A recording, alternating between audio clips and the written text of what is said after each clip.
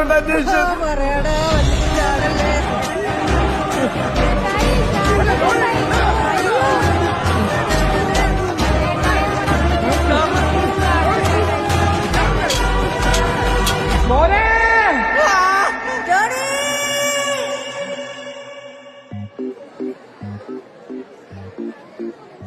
നീയന്നേ വെള്ളടിച്ച് ചാവാൻ പോയത് നന്നായി. അത് കാരണം ഇപ്പൊ കല്യാണം നടന്നു.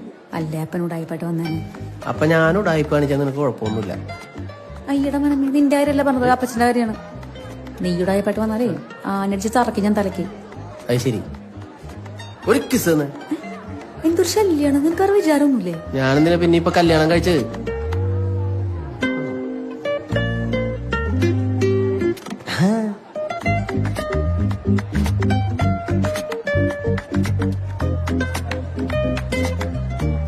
ശരിക്കും ഞാനന്ന് ചാവേണ്ടതായിരുന്നു.